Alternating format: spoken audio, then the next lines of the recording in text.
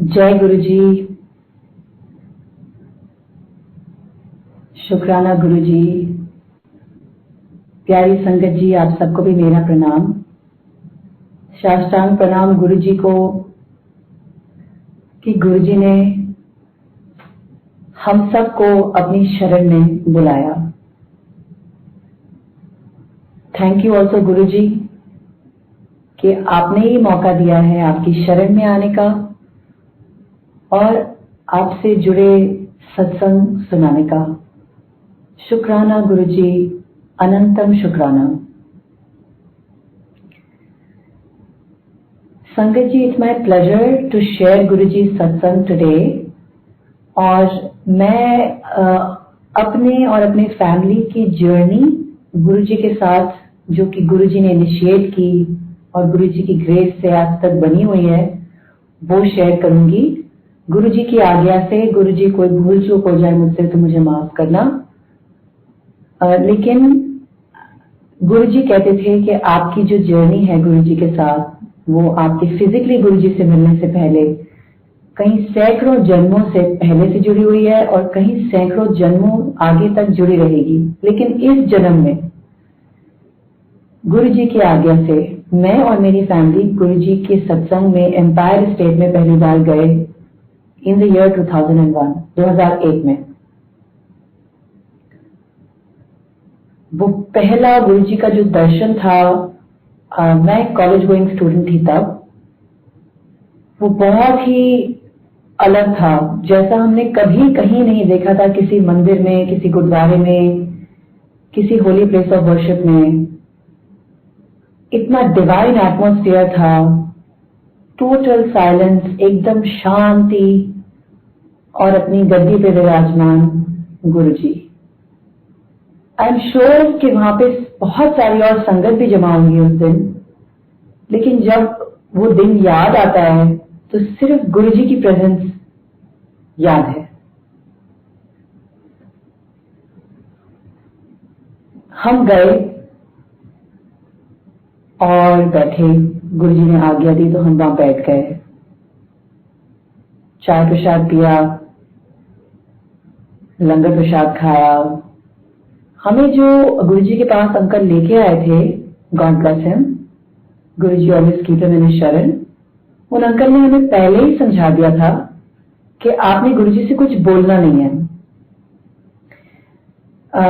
लेकिन ये चीज सुननी उनसे और एक्सपीरियंस करनी हमारे लिए थोड़ी डिफरेंट थी, बिकॉज जब हम गए हमें लगा कि अगर हम कुछ बोलेंगे नहीं तो हमारी प्रॉब्लम कैसे समझेंगे गुरु जी, बिकॉज हम सब गुरु जी की अलग अलग क्लासेस में होते हैं। और तब मेरी समझ इतनी थी कि, और ये बात सही है कि आप जब भगवान से कनेक्ट करने की कोशिश करते हैं एज ह्यूमन, अक्सर हमारा एक मकसद उसके पीछे होता है, हम थोड़ी सेल्फिश होते हैं। जब हमें कोई प्रॉब्लम होती है या कोई दिक्कत आती है और वो चीज अगर ह्यूमनली हमसे सारे उपाय लगाने के बाद सॉल्व नहीं होती, हमें लगता है कि अब हमें एक डिवाइन सहारे की जरूरत है, ये चीज ह्यूमनली पॉसिबल नहीं है, ये अब एक कोई डिवाइन पर्सनालिटी ही, भगवान ही ठीक करेंगे। तो ऐसा मेरी फैमिली की कुछ सिचुएशन थी उस समय जब हम गए। तो हम ये नहीं समझ पा रहे थे कि अगर हम बताएंगे नहीं कि जो प्रॉब्लम हम फेस कर रहे हैं तो गुरु जी उसे सॉल्व कैसे करेंगे। एनी हाउ जो संगत अंकल हमें लेके गए थे, उन्होंने कहा था कि चुप रहना, तो हम चुप रहे। बहुत ब्यूटीफुल डिवाइन एक्सपीरियंस था। और जब हम उठ के जाने लगे तो गुरु जी ने बड़े प्यार से मेरी मदर से बात की और कहा कि कल से आ जाएं।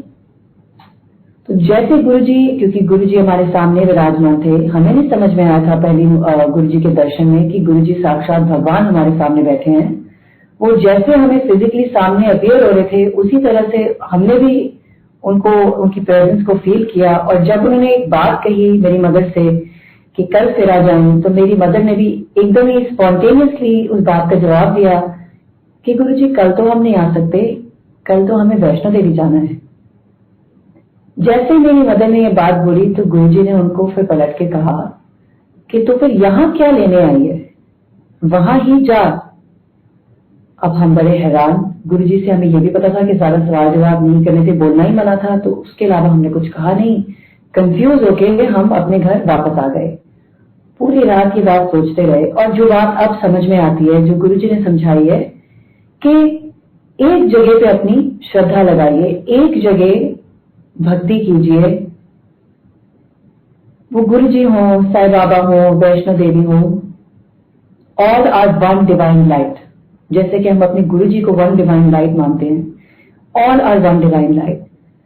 शायद गुरुजी ने यही बात हमें समझानी थी एज आवर फर्स्ट लेसन उनके दरबार में, जो पहली सीख थी। पूरी रात उस समय हम सोचते रहे, कहीं से गुरुजी ने ज्ञान दिया होगा, लेकिन अगले दिन हम पलट के वापस गुरुजी के दरबार आ गए। फिर उसके बाद कहीं नहीं गए, फिर बस गुरुजी के दरबार ही आते रहे। तो गुरुजी ने पहली ही मुलाकात में एक बात समझाई, एक क्रूशियल लेसन सिखाया कि सब साधे कोई न सधे, एक साधे सब सधे। So there he is one divine light. आप उनसे कनेक्ट होके सारी डिविनिटी से कनेक्ट हो जाते हैं। एक जगह अपनी भक्ति लगाइए। ऐसी सीख मुझे लगता है कि हमें मिली। ये थी हमारी पहली विजिट। उसके बाद हम ओवरसीज रहते थे एज अ फैमिली। मेरी फैमिली कुवैत में रहती थी, तो हम लोग ऑफन आते जाते रहते थे दिल्ली, और गुरुजी जब जब मौका देते थे तो हम लोग गुरुजी के दर्शन करने जाते थे। और मैं उस समय कॉलेज में दिल्ली में ही पढ़ती थी, पास में, तो मैं अपनी फैमिली के साथ आया जाया करती थी। लेकिन मेरे बारे में एक बात थी कि मैं साईं बाबा को मानती थी, शिरडी साईं बाबा को। तो मैं जब भी गुरुजी के दरबार जाती अपनी फैमिली के साथ, गुरुजी हमेशा मेरी फैमिली को ग्रीट करते, आ गए कुवैत वालों, तेल कर दो, ऐसे बोलते थे मजाक में। गुरुजी वुड ऑफन जोक, बट वो मुझे कहते थे कि आ गई साईं बाबे वाली, आ गई साईं बाबे वाले आ गई। तो हम तो चुप ही रहते थे। हम उस समय बहुत छोटे भी थे, कुछ समझ में भी नहीं आता था। गुरुजी की बात का कभी कोई जवाब भी नहीं देते थे, तो साइलेंट रहते थे। बट मेरी एक आदत हो गई थी कि मेरी फैमिली सारी गुरुजी के दरबार जैसे दरवाजे खुलते थे शाम को पहुंच जाते थे, लेकिन मैं पहले मंदिर जाती थी शिरडी साईं बाबा के, और फिर शाम को लेट रात को छतरपुर से एम्पायर स्टेट सुल्तानपुर में जाती थी अराउंड रात को 10 बजे। कभी ऑटो में, कभी कभार बस में, कभी जैसे कॉलेज स्टूडेंट होते हैं कभी ऑटो में बैठ गए कैसे भी, या कभी किसी फ्रेंड ने ड्रॉप कर दिया। बहुत ही लापरवाह तरीके से गुरुजी के वहां जाते थे 10 बजे। उस समय यूजुअली लंगर भी खत्म हो जाता था, एंड यूजुअली गुरुजी कुछ नहीं कहते थे। इतने हमारे गुरुजी काइंड, मैग्निफिसेंट, मैग्नानिमस हैं। वो हमेशा ही आपको अपने बच्चों की तरह ट्रीट करते हैं। गुरुजी के दरबार में हर एक के लिए जगह है, और नौटी बच्चों के लिए भी जगह है ही। तो गुरुजी कभी कुछ कहते नहीं थे। हम चाहे कितनी लेट क्यों ना जाते थे, गुरुजी प्यार से लंगर खिलाते थे और फैमिली के साथ हम आज्ञा लेके वापस जाते थे। लेकिन एक दिन क्या हुआ कि जब मैं रात को 10 बजे गुरुजी के दरबार में पहुंची हूँ, तो वहां पे आज्ञा लेने की लाइन लगी हुई थी, और आज्ञा लेने की लाइन में काफी आगे तक, मतलब पीछे तक आ चुकी थी, तो मैं उसमें एकदम पीछे लगी हुई थी। पहली बार सुना कि गुरुजी जोर जोर से कुछ बोल रहे हैं। तब तक तो हमेशा साइलेंस का एटमोस्फेयर रहता था, और गुरुजी जब किसी संगत से बात भी करते थे तो हमें पीछे तक आवाज नहीं आती थी। लेकिन आज मुझे ऐसा लगा कि जैसे गुरुजी जोर जोर से कोई बात बोल रहे हैं। फिर धीरे धीरे मैंने देखा कि सारी संगत आसपास अगल बगल जो बैठी हैं और मेरे से आगे जो लाइन में क्यू में लगी हैं, वो सब मुड़ के मुझे देखना शुरू हो गई। तो मुझे लगा कि, और क्योंकि हम पंजाबी नहीं बोलते थे एज अ फैमिली, तो मुझे भी समझ में नहीं आया कि गुरुजी क्या बोल रहे हैं पंजाबी में। It was very clear. ये तो समझ में आ रहा था कि गुरुजी जिरकी लगा रहे हैं, गुरुजी गुस्सा है किसी बात से या किसी बात से नाराज हैं। और मैं फिर और घबरा गई, क्योंकि मुझे रियलाइज हुआ सबके देखने पे कि शायद गुरुजी मुझे से नाराज हैं। और मैं जोर जोर से रोना शुरू हो गई, और मैं वहां से भाग गई बाहर। और मैं बाहर जाके खूब रोई, और पीछे से मेरी मदर आई भागती भागती, और एक संगत के अंकल भी आए, गॉड ब्लेस हिम। तो मेरी मदर आई और कहने लगी, आप कहाँ हो बेटा, शाम से गुरुजी आपका बार बार पूछ रहे हैं, आप मोबाइल भी नहीं उठा रहे हो। गुरुजी मुझे कितनी बार पूछ चुके हैं आपका। मैंने कहा, आप तो जानते ही हो कि आप मैं जाती हूँ साईं बाबा के मंदिर, और इसके मैं लेट हो गई। तो मेरी मदर ने कहा कि नहीं, पता नहीं क्या बात है, आज गुरुजी शाम से ही तेरा पूछ रहे हैं, पता नहीं आप कहाँ हो, क्यों नहीं आए। तो फिर मैंने एक बात कही, और अंकल भी, एक संगत के जो अंकल थे मुझे समझा रहे थे। मैंने कहा मैं अंदर नहीं जाऊंगी फिर से आज्ञा लेने, बिकॉज मुझे बहुत डर लग रहा है, गुरुजी फिर से डांट लगाएंगे। बट आज्ञा लेके मिलने का टाइम था और घर तो जाना ही था। तो दोनों अंकल ने और मेरी मदर ने समझाया कि नहीं, गुरुजी हमारे बड़े हैं और उनसे आज्ञा तो जरूर लेनी है। तो प्यार से थोड़ा डांट से दोनों मुझे समझा रहे थे, किसी तरीके से उन्होंने मुझे समझा लिया। मैं बहुत डरते डरते वापस अंदर गई गुरुजी के दर्शन करने, और मुझे लगा ओ माय गॉड, मैं मतलब अंदर से रोने के लिए तैयार थी। मुझे लगा फिर से डांट पड़ेगी, लेकिन जैसे ही मैं गुरुजी के सामने गई और आज्ञा लेने का टाइम आया, मैं झुकी नीचे गुरुजी के पैर पड़ने के लिए। गुरुजी ने इतनी बड़ी स्माइल दी, जैसे कि वो एकदम रेडिएंट, उनका पूरा फेस जैसे चमक रहा था, एक डिवाइन लाइट थी, जैसे एकदम स्माइल उनकी ईयर टू ईयर जैसे कहते हैं, इतनी बड़ी स्माइल देके गुरुजी ने अपना हाथ आगे किया, मुझसे हाथ मिलाया और स्माइल करते हुए कहते हैं जा ऐश कर, जैसे कि वो मुझसे बहुत ही खुश हो किसी बात से। मतलब जो पहले का डांट वाला गुरुजी का रूप था और जो अभी का गुरुजी का रूप था, वो एकदम इतने अलग थे, मेरी समझ में ही नहीं आया क्या हुआ। और गुरुजी के से आज्ञा लेके ब्लेसिंग्स लेके मैं वापस आ गई। लेकिन लुकिंग बैक मुझे एक बात समझ में आई है जो गुरुजी कर रहे थे, कि वो डांट मुझे नहीं रहे थे, वो झिड़की जो पड़ रही थी वो किसी कष्ट को काट रही थी, मुझ पे आए शायद किसी बला को टाल रही थी। क्योंकि आप तो दिल्ली की हालत जानते ही हैं। A 20-year-old girl traveling around in buses, auto rickshaws and cars भी आज तो हम इमेजिन भी नहीं कर सकते ये बात, रात के 10 बजे तो क्या शाम के भी समय। लेकिन उन दिनों की ये कोई सेफ बात नहीं थी, अनसेफ ही थी। और गुरुजी ने मुझ पे आए किसी कष्ट को उस दिन टाला है।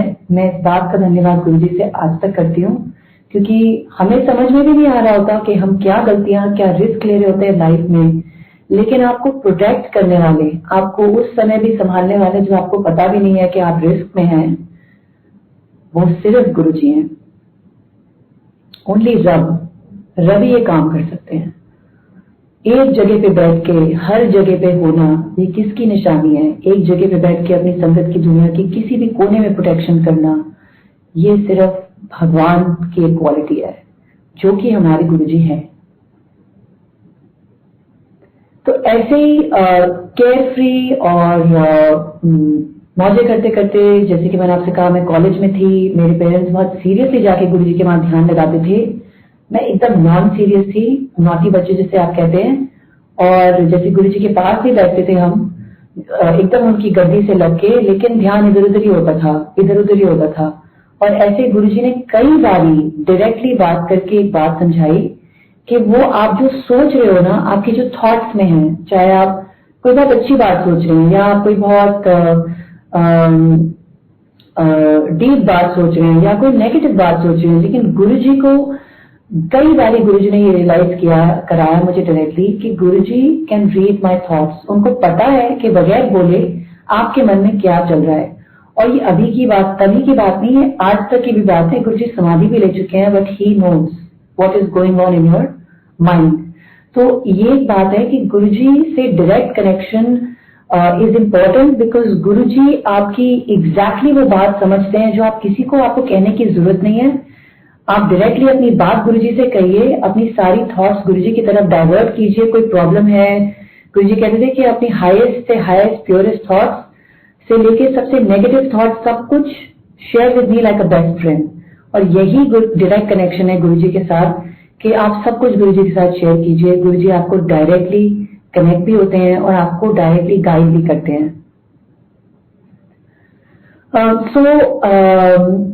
अब शुरू हुआ टाइम ऑफ माय हीलिंग। जब हम गुरुजी के पास जाते हैं, हमें पता भी नहीं होता कि हमारे अंदर क्या क्या ऐब है, हमारी कितनी हीलिंग होनी है।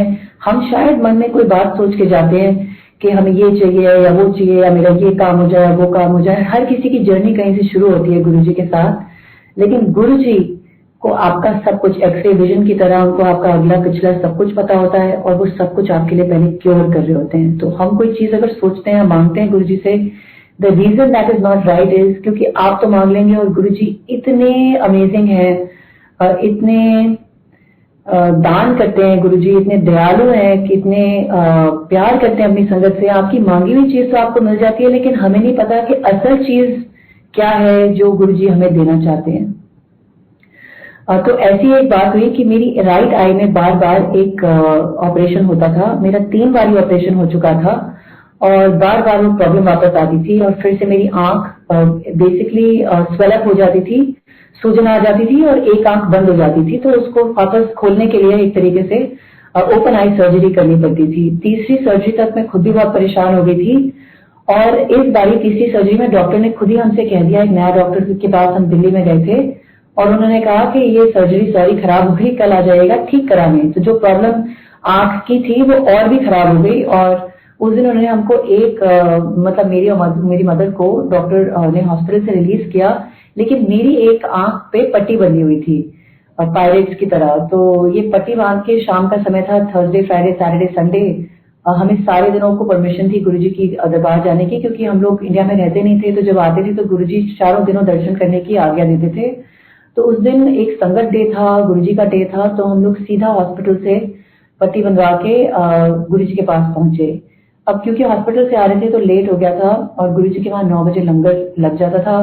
तो ऐसे लंगर लगने ही को था, हम आके बैठे तो संगत में जैसे अगर आप देखते हैं किसी को पट्टी इतनी बड़ी लगा के आंख पे आ रहे, तो ये चीज बहुत विजिबल होती है। तो जैसे ही लंगर खुला और गुरुजी ने आज्ञा दी, हम बैठे लंगर खाने के लिए।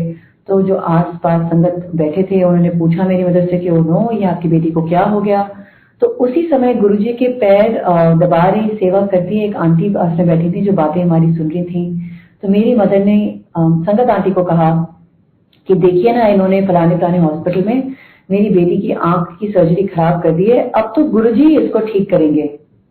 तो जो दूसरी आंटी गुरुजी की सेवा करी थी, उन्होंने ये बात सुनी, उन्होंने कहा ये देखिए गुरुजी, ये आ जाते हैं सर्जरी कराने से पहले तो उन्होंने आपसे पूछा नहीं, लेकिन अब आपको देखो ना ठीक करने के लिए कह रहे हैं जब सब बिगड़ गया है। लेकिन संगत कभी मजाक में या किसी भी वजह से कोई भी बात कह सकते हैं, लेकिन गुरुजी कभी किसी को जज नहीं करते थे और गुरुजी के दरबार में कोई भी सही या गलत स्टेप्स नहीं होते थे। आपको बस गुरुजी को प्यार से अप्रोच करना था और है, और गुरुजी आपके लिए सब कुछ, सारी आपके जो इश्यूज है, सारी आपके जो प्रॉब्लम्स है, वो अपने आप बने बिना कहे बिना मांगे सॉल्व करते हैं। तो आंटी ने तो मजाक में ये बात कह दी, लेकिन गुरुजी ने बड़े प्यार से मेरी मदर को कहा कि जाओ एक कलश लेके आओ। तो हम अगले दिन एक कलश लेके गए। मैं आपको शॉर्ट में ये सारे सत्संग सुना रही हूँ। शॉर्ट में ये है कि गुरुजी ने कहा कलश लेके आइए, तो हम जल्दबाजी में जो कलश मिला ले आए। जैसे ही गुरुजी ने देखा, उन्होंने कहा कि ये कलश नहीं हो सकता, और आंटी ने हमको समझाया कि कलश एकदम शाइनिंग होना चाहिए। तो आज भी कोशिश होनी चाहिए या रहती है कलश की शाइनिंग रहे, क्योंकि आप जानते हैं कि कॉपर के कलश होते हैं वो ऑक्सीडाइज होते हैं, लेकिन उनको साफ करना और शाइनिंग क्लीन रखना ये गुरुजी की आज्ञा थी, और इस आज्ञा एक हुक्म था और इस हुक्म का पालन करना चाहिए। तो ये गुरुजी ने डायरेक्टली समझाया अपने वर्ड से कि कलश एकदम शाइनिंग होना चाहिए। फिर अगले दिन हम एकदम साफ शाइनिंग कलश लेके आए। संगत जी, गुरुजी ने कलश ब्लेस करके दिया। उस कलश से मैं आज तक आधी का पानी पी रही हूँ जैसे कि गुरुजी ने हुक्म दिया था, और आधी से नहा रही हूँ। और उस कलश के पानी को पीते पीते आज कितने साल हो गए हैं, और मैं कभी उस सर्जरी को ठीक कराने नहीं गई वापस। जो मेरी आंख पे पट्टी बंधी थी, कलश के पानी पीते पीते पहले आंख की सूजन कम हुई, फिर उसके बाद पट्टी उतरी, और उसके बाद वो दिन आज का दिन है, ऑलमोस्ट 15-20 साल हो गए हैं, कभी मेरी आंख में वो प्रॉब्लम फिर से नहीं आई। बस गुरुजी का जो कलश है वही एक उपाय है जो मैं आज तक कर रही हूँ। सो टू से कि ये गुरुजी की जो ब्लेसिंग्स होती हैं, चाहे वो डायरेक्ट किसी और हुक्म में, किसी और उपाय में रूप लेती हैं या कलश का रूप लेती हैं, लेकिन ये एक डिवाइन ब्लेसिंग है। जो चीज मेडिकल साइंस नहीं कर सकती, आपके लिए वो चीज गुरुजी की ब्लेसिंग्स करती हैं, कभी कलश के फॉर्म में या कोई और बताए हुए फॉर्म में। और इसके कई सैकड़ों एग्जाम्पल संगत में ऑलरेडी अवेलेबल है, लेकिन ये मेरा पर्सनल एक्सपीरियंस है कि कलश के होते हुए मुझे अपनी आंख की खराब हुई सर्जरी को कभी ठीक नहीं कराना पड़ा। आज हम वीडियो पे नहीं है, लेकिन मेरी आंखें दोनों बिल्कुल परफेक्टली फाइन है। जय गुरुजी, आपका प्रणाम गुरुजी, शुक्राना।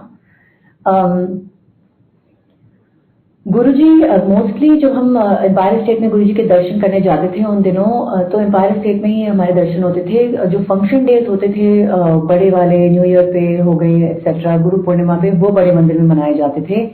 तो ऐसे करते करते हमारे लिए मंदिर, जैसे हम जहाँ माथा टेकने गुरुजी बुलाते थे, उस समय एम्पायर स्टेट जाते थे।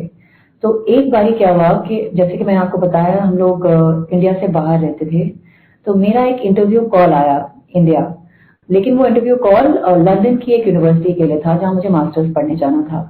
तो मुझे लगा, और उन दिनों एक लो कॉस्ट एयरलाइन चलती थी, आप सुबह जाके शाम को वापस आ सकते थे। तो मेरे को लगा कि मैं सुबह जाऊंगी और शाम को वापस आ जाऊंगी।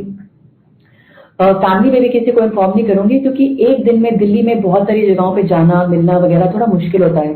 तो मैंने अपने एक कजन ब्रदर को इन्फॉर्म किया कि मुझे एयरपोर्ट से ले लेना, इंटरव्यू पे ड्रॉप कर देना, फिर वापस एयरपोर्ट ड्रॉप कर देना। तो ऐसे मैं एक दिन के लिए सिर्फ इंडिया आई, दिल्ली आई, और गुरुजी की पुल एक ऐसी स्ट्रॉन्ग पुल थी कि despite being young and not so connected at that time, जो कि मैं सोचती थी कि शायद मेरे पेरेंट्स ज्यादा कनेक्टेड होंगे उस समय, लेकिन जब हम एम्पायर स्टेट क्रॉस कर रहे थे एयरपोर्ट के रास्ते में, तो एक अंदर से जैसे एक हार्ट की आपकी कॉल होती है कि आप शायद गुरुजी को रियलाइज करें ना करें, आप शायद गुरुजी को वर्चुअली या एक्चुअली सरेंडर करें ना करें, लेकिन अंदर से आपका एक इमोशनल कनेक्शन होता है गुरुजी के साथ। और एक मुझे ऐसे फील हुआ कि मुझे गुरुजी के से दर्शन किए बगैर गुरुजी के मुझे वापस नहीं जाना चाहिए। तो मैंने अपने कजन से कहा, और ऐसे ही कहा कि प्लीज गुरुजी के वहां चलते हैं, माथा टेक के, वरना वैसे ही घर पे बहुत डांट पड़ेगी। ऐसे करके मैंने उसको जस्टिफिकेशन दी। But the pull was emotional, without even knowing कि क्यों मैं ऐसा करना चाहती हूँ। गुरुजी के मंदिर आया और हम गुरुजी के मंदिर में दोनों जाके गुरुजी के दर्शन करने बैठ गए। तो हम जाके पीछे बैठ गए, क्योंकि गुरुजी तो हमेशा जब भी हम लोग दर्शन करते थे गुरुजी की फैमिली के साथ, तो मेरे मदर या फादर से ही बात होती थी, तो हमें तो कोई एक्सपेक्टेशन भी नहीं थी। हम तो माथा टेक के और गुरुजी के दर्शन करके एयरपोर्ट को निकलने को थे। तो जैसे ही हम जाके बैठे तो गुरुजी ने इशारे से हमें बुलाया। तो मेरा कजन तो उठा नहीं, और मुझे भी पहले लगा कि मुझे तो नहीं बुला रहे होंगे गुरुजी, बिकॉज आई मीन एक्सपेक्टेड नहीं था। फिर दूसरी बात ये आई कि नहीं, एक्चुअली गुरुजी वाकई मुझे ही बुला रहे हैं। फिर मुझे लगा कि मैं गुरुजी की बात कैसे समझूंगी, क्योंकि गुरुजी तो पंजाबी बोलते हैं और मुझे तो पंजाबी आती ही नहीं। तो एक ये बात ये भी थी। तो फिर मैंने कहा कि अच्छा ठीक है। तो मैं आगे गई गुरुजी के पास और सुनने लगी कि गुरुजी क्या कह रहे हैं। उसके बाद संगत जी समथिंग अमेजिंग हैपेंड, और जो मुझे समझ ही नहीं आया। लेकिन जैसे मैंने आपसे कहा था, गुरुजी से आप डायरेक्ट कनेक्ट कर सकते हैं। गुरुजी को एक्चुअली सब कुछ पता होता है टेलीपैथिकली कि आपके साथ, आपके अंदर और आपके साथ आपकी लाइफ में क्या चल रहा है। तो गुरुजी ने पंजाबी में बोला, लेकिन मैं आपको हिंदी में सुनाऊंगी कि अच्छा तो तू कैसे आई। तो मैंने अपना मुंह खोला ये बताने के लिए कि मैं बताऊंगी कुछ के इंटरव्यू है, ऐसे कुछ। मैंने अपना मुंह खोला ही था, मैंने कुछ बोला नहीं, मेरे मुंह से एक वर्ड नहीं निकला। उतने में ही गुरुजी ने खुद ही जवाब दे दिया, और गुरुजी कहते हैं अच्छा अच्छा अच्छा इंटरव्यू देने आई है, अच्छा। फिर गुरुजी ने एक सेकंड सोचा, फिर गुरुजी कहते हैं हाँ वहां तो तेरी एडमिशन पक्की है। तो फिर से मैंने कहा थैंक यू गुरुजी, ऐसे कुछ मैंने बोला। फिर गुरुजी कहते हैं कि हाँ फाइनेंस अच्छी लाइन है। मुझे लगा कि फिर मैं कंफ्यूज हो गई, बिकॉज मैंने फाइनेंस में अप्लाई नहीं किया था एक्चुअली मास्टर्स के लिए। तो मुझे लगा कि फिर मैंने कुछ बोला नहीं, क्योंकि मुझे लगा कि शायद मैंने गलत सुना होगा। तो गुरुजी ने फिर से रिपीट किया, हाँ ठीक है फाइनेंस अच्छी लाइन रहेगी। और फिर जैसे गुरुजी ने आगे दे दी तो मैं जाके पीछे बैठ गई। मुझे समझ ही नहीं आया, मेरे को लगा कि मैंने एक डिफरेंट लाइन में स्ट्रैटेजी में और एचआर में अप्लाई किया है, तो ये कैसे हो गया। लेकिन देखिए संगत जी, गुरुजी की बात पत्थर की लकीर होती है।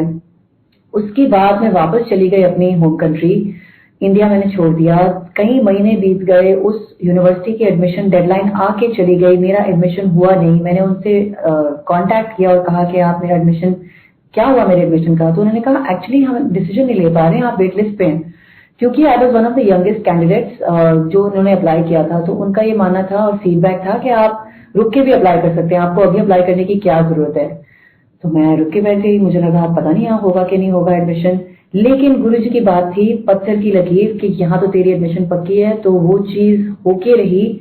और एडमिशन के बाद जो वेट लिस्ट की डेडलाइन थी वो भी आके चली गई। लेकिन फाइनली उनका कॉल आया और उन्होंने कहा कि you are admitted to this university.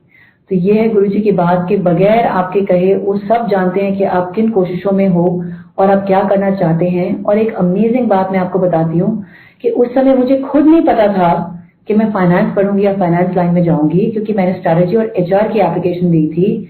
लेकिन अगेन गुरुजी की बात पत्थर की लकीर, जो गुरुजी ने कहा था बिल्कुल वैसे हुआ। मैं आपको 15 साल आगे की बात बता रही हूँ कि मेरा पूरा प्रोफाइल और सारा प्रोफेशनल एक्सपीरियंस फाइनेंस में हुआ है गुरुजी की ग्रेस से। सो जो चीज आपकी प्रोफेशनल करियर डेवलपमेंट में आगे होने वाली थी, ये भी गुरुजी को उस समय पता था जब हम सिर्फ स्टूडेंट्स थे या स्टूडेंट्स बनने की एडमिशन ले रहे थे। सो ये कौन कर सकते हैं, सिर्फ गुरुजी कर सकते हैं। उनकी एक अमेजिंग डिविनिटी जो है उनको सब कुछ आपका अगला पिछला पता है, वो आपको हर चीज के लिए ब्लेस कर रहे होते हैं, लेकिन हमें असल चीज मांगनी होती है, जॉब, एडमिशन, ये वो एक्सेट्रा कभी नहीं मांगनी होती गुरुजी से, बिकॉज ये सब तो आनी जानी चीजें हैं, अगर होनी होंगी और गुरुजी को लगेगा आपके लिए सही है तो वैसे ही दिलवा देंगे। असल चीज होती है गुरुजी के साथ कनेक्शन मांगना, उनके साथ उनका नाम मांगना, उनसे जुड़े रहने की इच्छा, एक इमोशन होना, वही सबसे असल चीज है। और एक यही चीज काम आती है और कोई चीज लाइफ में काम नहीं आती। अब मैं आपको बताती हूँ क्यों। क्योंकि थोड़ा समय थोड़ा आधा ही रास्ता रह गया है, तो अब मैं बाकी के सत्संग शॉर्ट में स्पीड अप करके सुनाने की कोशिश करूंगी। मेरा एडमिशन हो गया और मैं लंदन चली गई। जब मैं लंदन चली गई तो उसके बाद जो पहली छुट्टियां थी उनमें मैं 2006 जनवरी में वापस दिल्ली आई, और जब वापस दर्शन करके हॉलिडे मना के स्टडीज के लिए वापस जाने का प्रोग्राम आया, तो पहले गुरुजी ने एडमिशन तो करा ही दिया था। इस बारी जब आज्ञा ली गुरुजी से, तो चली रात का लेट समय था और चंद संगत रह गई थी, और गुरुजी जैसे अपने रूम से गद्दी तक आ रहे थे, तो बीच में जब हम सारी संगत उनके पांव पड़ रहे थे और आज्ञा ले रहे थे, तो जब मेरा नंबर आया तो मेरी मदर मुझे ना पीछे से कह रही थी कि बता देना गुरुजी को कि आज तुम जा रहे हो वापस, you are going back to London, तुम्हारी फ्लाइट है। तो मैं मन ही मन सोच रही थी कि गुरुजी को तो पता ही होगा, बताने की क्या जरूरत है, बट फिर आप मदर से आगे। तो मैंने गुरुजी को धीरे से हेजिटेटिंगली, थोड़ा डरते डराते बोल दिया कि गुरुजी आज मेरी लंदन की फ्लाइट है, ऐसे एकदम धीरे। तो मैं इस समय गुरुजी के झुकी हुई थी गुरुजी के आगे, तो गुरुजी ने लाउडली बोला कि अच्छा तो फिर जा मुंडा फंसा। तो सारी संगत हंसी और मुझे लगा कि मैंने शायद ध्यान से सुना नहीं है, बिकॉज मुझे लगा कि ये नहीं हो सकता कि गुरुजी ने ऐसा कुछ बोला होगा, क्योंकि हमारी अपनी एक लिमिटेड अंडरस्टैंडिंग होती है। तो फिर गुरुजी ने, उनको तो पता ही था कि आपके माइंड में क्या चल रहा है, तो मैंने माइंड में सोचा कि शायद गुरुजी ने ऐसा नहीं बोला। तो डाउट क्लियर करने के लिए गुरुजी ने फिर से लाउडली ये बात बोली कि जा मुंडा फंसा। बट गुरुजी, तो मैं कंफ्यूज होके फ्लाइट चढ़ के लंदन आ तो गई दिल्ली से, बट मेरी समझ में नहीं आया कि गुरुजी ने क्या बोला, क्योंकि ऐसी कोई बात भी नहीं थी। ऐसा वाकई देयर वाज नो, मतलब ऐसा कुछ नहीं था कि देयर वाज अ बॉय और अ फ्रेंड या कुछ भी। तो मुझे लगा कि गुरुजी ने ऐसी बात क्यों बोली मेरे लिए, बट गुरुजी को तो सब पता ही होता है। विद इन 1 मंथ मेरे जो फ्यूचर हस्बैंड हैं वो अपीयर हुए, वो मेरे सीनियर थे उसी कॉलेज में जहाँ मैं पढ़ रही थी। और जैसे ही वो आए तो मैंने अपनी मदर से कहा कि माँ आप गुरुजी से पूछो ऐसे ऐसे है। तो आप देखिए लंदन में मैं पहली बार अपने टू बी हस्बैंड से मिली भी नहीं थी, just was introduced as a student. और मैंने अपनी मदर से पूछा, उन्होंने गुरुजी को अप्रोच किया, और जैसे ही वो उन्होंने गुरुजी से अप्रोच किया, गुरुजी ने कहा कि उसको बोलो गो है, और शादी वहीं पे होनी है, is a very good boy, very good family. तो दिल्ली बैठे बैठे गुरुजी मतलब एक यंग गर्ल को पढ़ाई की ब्लेसिंग दे सकते हैं, मैरिज की ब्लेसिंग दे सकते हैं। और मेरी मदर ने खासतौर पे मुझे एक बात याद दिलाई थी कहने के लिए संगत में, शायद आप में से सुन रहे किसी संगत के लिए एक मैसेज हो, कि इन द इनिशियल डेज जब मैं स्टूडेंट होती थी तो मेरी मदर और फादर जैसे कि बोलते ही हैं, हमेशा गुरुजी से पूछते कि गुरुजी इसकी शादी करा दो, गुरुजी इसकी शादी करा दो।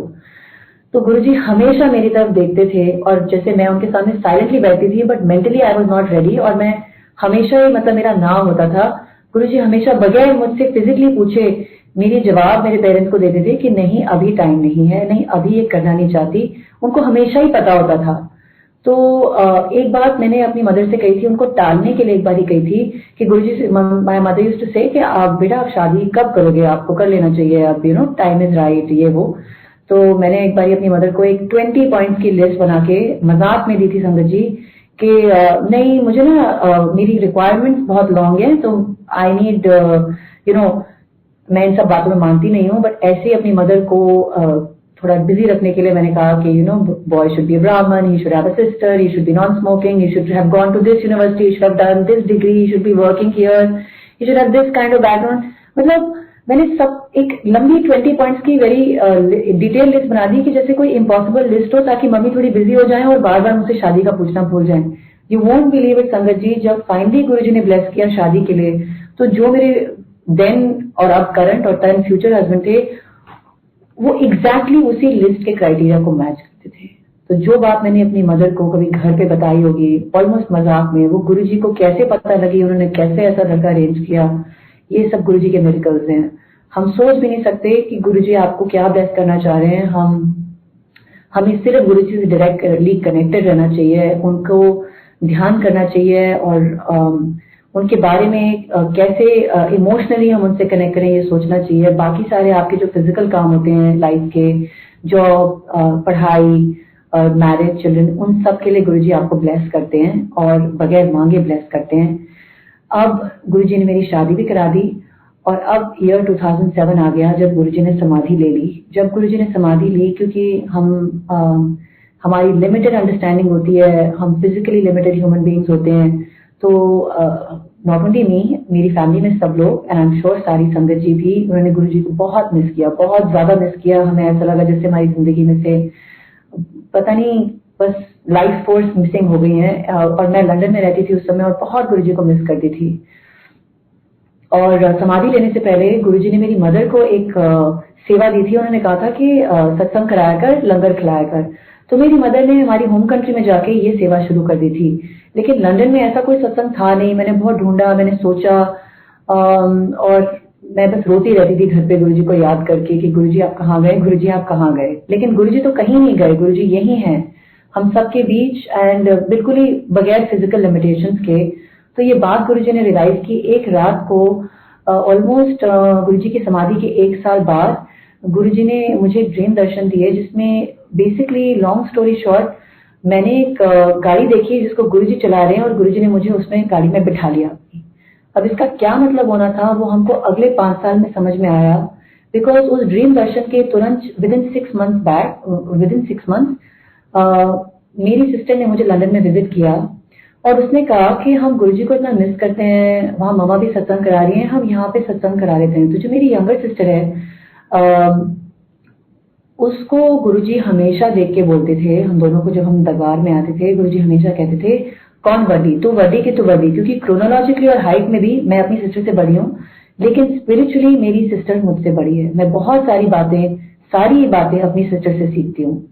तो संगत जी, मेरी सिस्टर ने, मेरी यंगर सिस्टर ने, जिसको गुरुजी बड़ी सिस्टर बोलते थे, उसने आके लंदन में कहा कि सत्संग शुरू करते हैं। जब पहला सत्संग शुरू किया, सिर्फ मेरी सिस्टर, मैं और मेरे हस्बैंड थे हमारे घर में। हमने गुरुजी का सिंपल चाय, लंगर प्रसाद, कड़ा प्रसाद बना के सत्संग शुरू किया और हमने एक बात शेयर की अपनी मदर से कि आज हमने यहाँ लंदन में भी सत्संग शुरू किया है। उसके अगले हफ्ते मेरी सिस्टर चली गई वापस, वो यूएस में रहती है। तो मैंने गुरुजी से बात की मेंटली और मैंने कहा गुरुजी देखिए, आज मेरे हस्बैंड भी लेट आएंगे ऑफिस से, सिर्फ आप और मैं होंगे, तो नो प्रॉमिसेस, आज हम बैठेंगे आप और मैं, और लेकिन हो सकता है कि अगले हफ्ते मैं भी लेट हो जाऊं ऑफिस से, तो फिर अगले हफ्ते से नहीं करेंगे। ऐसा मैंने गुरुजी से मैं बात कर रही थी और अगेन चाय प्रसाद बनाया, मंत्र जाप किया, कड़ा प्रसाद बनाया। उन दिनों तो खाना भी नहीं ठीक से बनाना आता था। तो ये हमारी स्टेज थी। उसके बाद Sanjay ji, something amazing happened. मैंने गुरुजी से कहा कि गुरुजी अगले हफ्ते कुछ कह नहीं सकते, क्या होगा, सत्संग होगा कि नहीं होगा। एंड गुरुजी अपने आप संगत के फोन आने शुरू हो गए। एक संगत आंटी जिनको मैं बहुत टाइम से खुद फोन कर रही थी कि आपको कुछ सत्संग के बारे में पता है, उन्होंने खुद मुझे फोन किया, कहा आपने सत्संग शुरू कराया है, अच्छा मैं इस हफ्ते आना चाहती हूँ। एक और अंकल थे, वो मेरे ही कॉलेज में स्टूडेंट थे, उनको भी मैंने बुलाने की कोशिश की थी पहले, उनका जवाब इतने दिनों तक नहीं आया। उन्होंने वापस फोन किया कि अगले सत्संग में आ रहा हूँ। एंड ऐसे करते करते पहले 3-4 जो गुरुजी की संगत चोजन थी, उन्होंने लंदन संगत में आके शिरकत की, हमारा सत्संग हुआ गुरुजी का। एंड उसके बाद दिस वाज द ईयर अप्रैल 2009 में गुरुजी ने सत्संग शुरू कराया ऑन अ थर्सडे इवनिंग। और उसके बाद फॉर 6 इयर्स टिल 2015, जब तक गुरुजी ने मेरा स्थान नहीं बदला, लंदन से मुझे सिंगापुर नहीं शिफ्ट किया, हर थर्सडे को शाम 7 बजे गुरुजी का सत्संग हुआ है। गुरुजी ने अपने आप ही सत्संग शुरू करा दिया। जो लंदन में हम लोग सत्संग ढूंढते रहते थे कि किसके साथ करें, ओवर दो 6 इयर्स गुरुजी ने पूरा गुरु परिवार बना दिया लंदन में। और इतने सारे गुरुजी ने ब्लेसिंग्स शावर की लंदन संगत में, जिनकी शादी नहीं हो रही थी उनकी शादी कराई, जिनके बच्चे नहीं हो रहे थे उनके बच्चे कराए, जिनकी मेजर डिजीज थी उनको क्योर किया। ये सारे संगत के मिरेकल्स हमने अपनी आंखों के सामने होते ऐसे प्ले आउट किए कि जैसे फिजिकली गुरुजी हमारे साथ उन संगत में थे, सत्संग में थे, कि जैसे जब हम एम्पायर स्टेट में जाते थे और गुरुजी के दर्शन करते थे, जब वो फिजिकली प्रेजेंट थे, हमने वो सारे गुरुजी के दर्शन लंदन में एक्सपीरियंस किए। और यहाँ से गुरुजी ने समझा दिया कि Guruji is not limited by physical space. Guruji किसी स्थान या किसी एक जगह पे नहीं है। गुरु जी भगवान है, वो हर स्थान पे और हर जगह में है। ड्यूरिंग दिस टाइम जो 6 साल गुरु जी ने सत्संग की सेवा दी लंदन में, हर थर्सडे सत्संग चलाए। इस दौरान मैं मैरिड भी हो गई, मेरे 2 बच्चे गुरु जी की ग्रेस से भी हुए। और दोनों दौरान जैसे कि आप जानते हैं, कभी हॉस्पिटल जाना होता है डिलीवरी के लिए, कभी 40 डेज के हमारे वहाँ एक प्रथा है। लेकिन ड्यूरिंग दिस टाइम गुरु जी अपने आप ही संगत भेजते रहे। गुरु जी ब्लेस द लंदन संगत, वो आते रहे, वो गुरु जी की सेवा करते रहे। हम में से कोई भी कुछ नहीं कर रहा था, सब कराने वाले गुरु जी थे। हमारा कोई उसमें श्रेय नहीं है, लेकिन कोई अपनी मर्जी से सत्संग में आ नहीं सकता, कोई अपनी मर्जी से सत्संग करा नहीं सकता, और कोई अपनी मर्जी से सत्संग से जा नहीं सकता। आपकी ये सारी जो 3 चीजें हैं सत्संग रिलेटेड, ये कंप्लीटली गुरु जी के कंट्रोल में है। हमारा सत्संग में आना या किसी का भी आना, सत्संग करवाना, और सत्संग को जितनी टाइम तक आप अटेंड कर पाते हो, ये सारी चीजें गुरु जी प्री डिटर्मिन करके भेजते हैं, उनके हाथ में होती है। तो बहुत बड़ी महा ब्लेसिंग होती है सत्संग अटेंड कर पाना। और यही एक चीज है जो हमें गुरु जी से मांगनी है कि गुरु जी प्लीज हमें सत्संग अटेंड कराते रहिए, हमें सत्संग में रखिए, आपके साथ जूम पे रखिए, अपने घर में, अपने स्थान, पूजा के स्थान पे रखिए, कहीं पर भी रखिए, फिजिकली बड़े सत्संग जब होते थे उनमें रखिए, लेकिन प्लीज गुरु जी हमें जोड़े रखें, हमें आपका दर्शन होता रहे, हम आपसे कनेक्टेड होते रहें डायरेक्टली। तो शॉर्ट में एक और सत्संग, 2 सत्संग है रिलेटेड टू मेरे दोनों बच्चों के नाम। जब मेरा पहला बेबी होने वाला था, तो गुरुजी ने मेरा बर्थडे 12 अक्टूबर को होता है। गुरुजी ने ईयर 2010 12 अक्टूबर को मेरी सिस्टर को दर्शन दिए रात को 3 बारी। वो यूएस में रहती थी, मैं लंदन में रहती थी, और उसको दिखाया कि मेरे पास एक बेबी है। तो सुबह बर्थडे विश करने के लिए जब मेरी सिस्टर ने मुझे कॉल किया, तो उसने कहा कि हैप्पी बर्थडे, और एक बर्थडे गिफ्ट है गुरुजी की तरफ से। एंड मैंने मेरे गुरुजी के दर्शन हुए हैं कल रात को, और गुरुजी ने ऐसा ऐसा दिखाया है कि you are having a baby. तो मैंने हंस के अपनी सिस्टर को टाल दिया और कहा ऐसी कोई बात नहीं है ना, और डेफिनेटली ऐसी कोई बात नहीं है, but thank you, happy birthday की विशेष लेके मैंने कुछ नहीं सोचा। संगत जी, few months later when I conceived, आप तो जानती हैं जब आप अल्ट्रासाउंड के लिए जाते हैं तो डॉक्टर्स आपको एक एक्सपेक्टेड ड्यू डेट बताते हैं, जो कि आपकी फाइलों में और रिपोर्ट्स पे रहती हैं, और बेबीज यूजुअली उसके आगे पीछे आते हैं, बट एक एक्सपेक्टेड ड्यू डेट रहती है आपकी फाइल में। यू वोंट बिलीव इट, जो मेरी फाइल में हमेशा ही मेरी ड्यू डेट रही, which was 12 October 2011। So in other words exactly 1 साल बाद जो चीज होने वाली थी, वो 1 साल पहले मेरे बर्थडे पे गुरुजी ने मेरी सिस्टर को दिखा दी थी।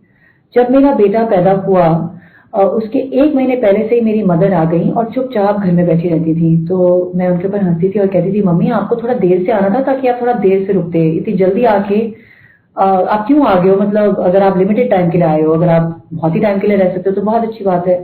लेकिन ना मम्मी मेरे साथ कहीं जाती थी, ना कोई वॉक पे जाती थी, ना कहीं उनका जाने का मन होता था। मैं उनसे कहती थी मेरे फ्रीडम के आखिरी दिन है, तो आप चलिए मेरे साथ, हम कुछ आउटिंग करते हैं, कहीं बाहर जाते। बट वो सारा टाइम घर पे बैठी रहती थी, और कहीं बाहर भी जाती तो चुप चुप रहती थी।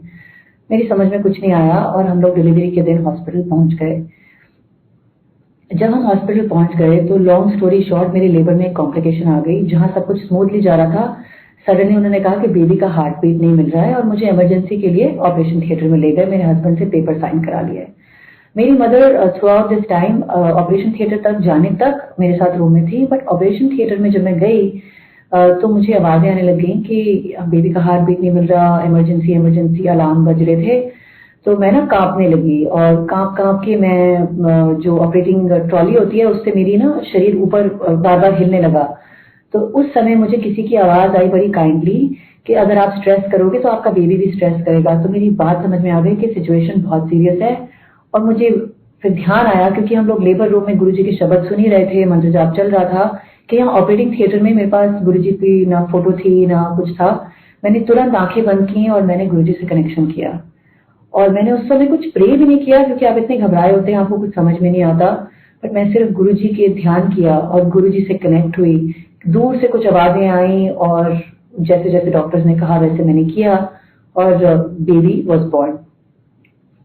तो मैं बहुत डरी हुई थी, क्योंकि मैंने सुना था कि अगर बेबी को हार्ट ब्रेक की या कोई ऑक्सीजन की कमी हो जाती है तो उनकी डेवलपमेंट पे, या बेबी नॉर्मल नहीं होता, या कुछ भी हो सकती है, कॉम्प्लिकेशन हो सकती है। ऐसे मुझे कुछ घबराहट थी। तो जब तक बेबी मेरे हाथों में नहीं आया मैं थोड़ी घबराई हुई थी। लेकिन जैसे गुरुजी के काम होते हैं, जैसे ही बेबी आया तो डॉक्टर ने कहा कॉन्ग्रेचुलेशन, आपका बेबी बॉय हुआ है, परफेक्टली नॉर्मल, 10 on 10 एक स्कोर होता है आपका का। तो मैं बड़ी हैरान हुई, मैंने कहा पर डॉक्टर मैं तो इतनी घबराई हुई थी, आपने कहा था कि हार्ट बीट नहीं मिल रहा। तो डॉक्टर कहते हैं हाँ हमें भी समझ में नहीं आया प्रॉब्लम क्या हुई, हमें लगता है कि मशीन मैल फंक्शन हो गई।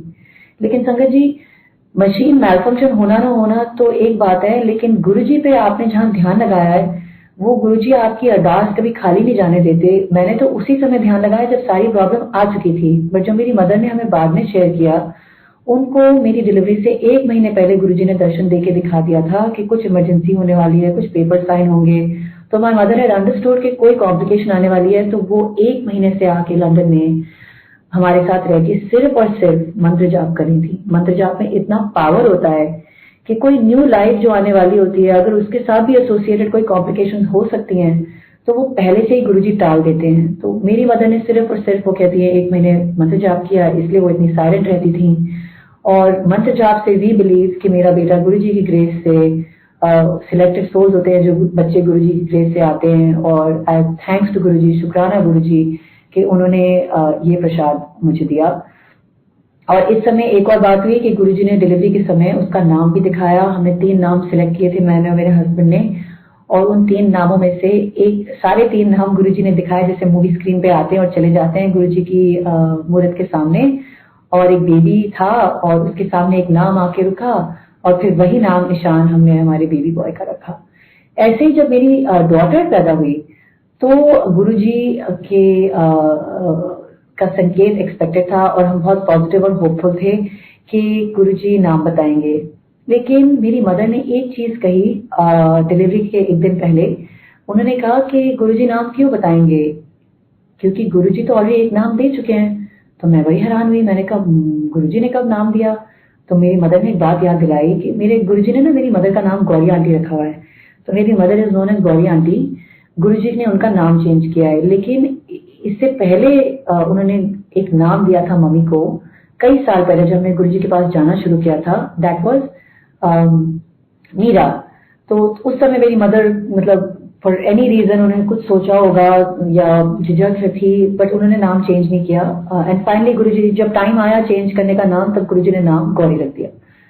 सो ऐसे मेरी मदर का नाम तो चेंज था, तो मेरी मदर ने मुझे याद दिलाया मेरी डॉटर के होते समय कि एक नाम गुरुजी दे चुके हैं, वो है मीरा। बट मैं मानने को तैयार नहीं थी, मुझे लगा कि नहीं, गुरुजी को इंडिकेशन देंगे, क्योंकि मेरा मन था मेरी डॉटर को नूर नाम देने का, because as we know Noor means light, और मुझे नाम का मीनिंग बहुत पसंद था। तो मैं होप कर रही थी कि सब अग्री कर जाएंगे फैमिली में नूर नाम रखने के लिए, या गुरुजी अपने आप से ही मोहर दे देंगे नाम रखने की। लेकिन ऐसा कुछ नहीं हुआ। 2 दिन हो गए, मेरे हस्बैंड ने कहा कि अब बेबी को घर जाना है, आपको नाम बताना पड़ेगा। तो मैंने कहा गुरुजी आपने क्यों नाम नहीं दिया? मैं डायरेक्टली उनसे बात कर रही थी अपने आप ही हॉस्पिटल रूम में। तो मैं, जैसे कि होता है, मैंने कहा चलिए एक बार ही चेक करते हैं, शायद मम्मी की बात सही थी, गुरुजी नाम दे चुके हैं इसलिए इस बार नाम नहीं बता रहे। तो मैंने अपने फोन पे गूगल में खोला और देखा, और जो पहली मीरा नाम की स्पेलिंग आई मेरे सामने, that was MEIRA, name meaning in Hebrew light, इसका मतलब है रोशनी। तो ये एक अमेजिंग एक्सपीरियंस था कि गुरुजी ने जो नाम का मीनिंग मुझे चाहिए था वो मीरा नाम में ही दिखा दिया। उसके बाद मैं कभी भी गूगल पर जाऊं और सर्च करूं, वो सेम रिजल्ट आता नहीं है, लेकिन इट्स अ फैक्ट कि इसी चीज को देख के फिर मेरी बेटी का नाम अब गुरुजी का देवा नाम मीरा है। शुक्राना गुरुजी। और अब नाम से रिलेटेड जो हमारे पास रिमेनिंग समय है, उसमें मैं एक अपनी मदर का सत्संग शेयर करना चाहूंगी। गुरुजी किसी वजह से नाम चेंज करते थे। वो हमेशा मेरी मदर से कहते थे कि अपना टेवा किसी को भी दिखा ले, 55 साल के बियॉन्ड तेरी लाइफ नहीं है। तो मेरी मदर की रियली और जन्म कुंडली में बहुत लंबी लाइफ लिखी नहीं थी। She was aware of this, पर उन्होंने ये बात हमसे शेयर की नहीं थी। ऑन Feb 3rd of 2019 मैं ऑस्ट्रेलिया एक हॉलिडे के लिए गई थी सिंगापुर से। मेरी सिस्टर यूएस में थी और मेरे पेरेंट्स इंडिया में थे किसी काम से, और उस दिन उनको फ्लाइट पकड़ के वापस कुवैत जाना था जहाँ रहते हैं। आप यकीन नहीं करेंगे, शाम 7 बजे ऑस्ट्रेलिया टाइम मैंने एक रेस्टोरेंट में एंटर किया जहाँ शिव भजन चल रहे थे। तो ये पहला संकेत था गुरुजी की प्रेजेंस का, जो कि आप ऑस्ट्रेलिया में एक्सपेक्ट नहीं कर सकते। हम किसी बहुत दूर जगह गए थे, और विदिन 15 मिनट्स मेरे डैड का फोन आया कि बेटा आपकी मम्मी की तबीयत बहुत खराब हो गई है, डॉक्टर्स ने कहा है कि कोई उम्मीद नहीं है, आप लोग फैमिली को बुला लीजिए। I was shocked. मैं आपको बता नहीं सकती कि वो शॉक क्या था कि मदर को एकदम से सडनली क्या हो गया। मैं इतनी शॉक में थी कि मेरे हस्बैंड ने फ्लाइट बुकिंग की और अपने मन को शांत करने के लिए, क्योंकि ऑस्ट्रेलिया से कुवैत तक पहुंचना एक और 20 घंटे 24 घंटे की जर्नी होने वाली थी और तब तक कोई न्यूज़ नहीं आने वाली थी, कुछ नहीं। मैंने अपने मन को काम करने के लिए गुरुजी की ग्रंथ पढ़ने का सोचा, लेकिन गुरुजी की ग्रंथ मेरे पास थी नहीं। मैं ट्रैवलिंग में थी, मंदिर से लेके नहीं आई थी अपने साथ, तो मैंने सोचा मैं ऑनलाइन पढ़ूंगी गुरुजी के वेबसाइट पे। और जो मैंने पहला गुरुजी का सत्संग उस दिन जाके उस वेबसाइट पे पढ़ा, जो कि मैंने सोचा था कि जो पहले पेज पे पहला सत्संग खुलेगा, मैं कोई वहम नहीं पालूंगी, कोई सिलेक्शन नहीं करूंगी, जो पहला पहला खुलता गया लिंक वहीं पे हम पढ़ते जाएंगे। और जो पहला लिंक खुला गुरुजी की, जो सेकंड उन्होंने इंडिकेशन दी अपनी प्रेजेंस की, वो सत्संग was labelled Guruji gives my mother a new life. अब हमने फ्लाइट बोर्ड की और ऑस्ट्रेलिया से सिंगापुर तक आधे रास्ते जब पहुंचे तो घर फोन किया पता करने के लिए, तो पापा ने कहा बेटा she has been placed on ECMO. Google जिंदाबाद। जब हमने एक्मो देखा तो पता लगा that is artificial life support. कुछ समझ में नहीं आ रहा था, इतना डर भी लग रहा था और शॉक में भी थे। मंत्र जाप करते करते वो लंबी फ्लाइट दी थी और हम लोग पहुंच गए वापस कुवैत। मैं, मेरी सिस्टर, मेरे हस्बैंड, मेरे बच्चे, हम सब मेरे फादर के पास पहुंच गए। मॉम को जब हमने आईसीयू में देखा, उनके सर से लेके पांव तक इतनी ट्यूब्स लगी थी कि देखना भी मुश्किल था और मंत्र जाप के अलावा हम कुछ कर नहीं सकते थे। हमें तो आईसीयू में जाना भी अलाउड नहीं था। हम बस घंटों बाहर आईसीयू के बैठ के वेट करते रहते थे कि कोई न्यूज़ देंगे डॉक्टर, बट रोज डॉक्टर्स न्यूज़ देते थे कि नो इम्प्रूवमेंट। उनकी लंग्स 100% ऑलमोस्ट 100% फेल हो चुकी थी, काम ही नहीं कर रही थी, इसलिए उनको एक आर्टिफिशियल लाइफ सपोर्ट जो लंग्स को बाईपास करती थी वो लगाया गया था। 2 दिन बाद मेरी मदर का हम मोबाइल लेके घूमते रहते थे, क्योंकि मदर तो थी नहीं, तो पता नहीं फॉर सम रीजन उनका मोबाइल हमारे पास था, उसमें बैटरी भी थी समहाउ, और वो फोन बजा और एक अंकल का फोन आया हरियाणा से। एंड यू वोंट बिलीव संगत जी, उन्होंने कहा कि आप गौरी त्यागी की फैमिली से बोल रहे हैं। तो हमने कहा जी, लेकिन वो इस वक्त बहुत बीमार है, वो फोन पे नहीं आ सकती। तो उन्होंने कहा कोई बात नहीं, आप फैमिली मेंबर होके भी हेल्प कर सकते हो। एक्चुअली हरियाणा गजेट ऑफिस से बोल रहा हूँ और उनके नाम चेंज का एक लास्ट ऑफिशियल स्टेप रह गया था, तो उसकी पेमेंट हमको क्लियर नहीं हुई थी, क्या आप पेमेंट भिजवा सकते हैं? संगत जी, इमीडिएटली वी रियलाइज गुरुजी की जो बात थी नाम चेंज करने की, कि ऑलमोस्ट जो सब लोग मेरी मदर को गौरी आंटी के नाम से जानते थे, लेकिन वो कंप्लीट नहीं हुआ था नेम चेंज। तो हमने इमीडिएटली ये चीज सॉल्व की और मेरी मदर का जो रिकवरी प्रोसेस था, गुरुजी की ग्रेस से मम्मी को न्यू लाइफ उन्होंने देनी चाहिए थी, ये बात तो क्लियर थी। लेकिन जो हम आपको स्टेप्स बता सकते हैं उसमें से नेम चेंज जिस दिन फाइनल हो गया वो था 13 फरवरी के करीब। हरियाणा गजेट ऑफिस से हमको एक मैसेज आया कि अब आप पब्लिश नेम देख सकते हैं, which is the last official step of name change. वो आया, हम खुशी खुशी वो लेके गए कि मम्मा को एक माइक होता था, आप उसके थ्रू थोड़ी देर के लिए फोन पे मदर से बात कर सकते थे आईसीयू के थ्रू विजिटिंग आवर्स में। हमने सोचा हम बताएंगे हमने क्या अमेजिंग चीज देखी उस दिन। 2 हफ्ते बाद हमारी मदर, मैं और मेरी सिस्टर देख के हैरान हुए, बैठी हुई थी और फिजियोथेरेपिस्ट के साथ फिजियोथेरेपी कर रही थी। उनको ट्यूब्स उतनी लगी हुई थी, तो आप इमेजिन नहीं कर सकते कितनी ट्यूब्स लगी थी, but we saw her sitting up. पहला इंडिकेशन गुरुजी की तरफ से कि चीजें ठीक हो सकती हैं। अगेन उस चीज में बहुत लंबा टाइम लगा और ये अपने आप में एक बहुत बड़ा सत्संग है, लेकिन मैं आपको ये बता सकती हूँ कि गुरुजी नाम चेंज कर सकते हैं, नाम चेंज करके न्यू लाइफ दे सकते हैं। वी फर्मली बिलीव कि मेरी मदर को एक कंप्लीट न्यू लाइफ गुरुजी ने दी है। And all I can tell you is कि इस दौरान हमारी फैमिली ने सिर्फ गुरुजी को प्रे किया है। 2 महीने वो हॉस्पिटल में रही, उसमें से ऑलमोस्ट 1 महीना आईसीयू में और 1 महीना वार्ड में। और आईसीयू के समय जितने टाइम वो थी हम तो उससे मिल नहीं सकते थे, और जो जब वार्ड में भी आ गई सिर्फ और सिर्फ मंत्र जाप चलता था या शब्द चलते थे।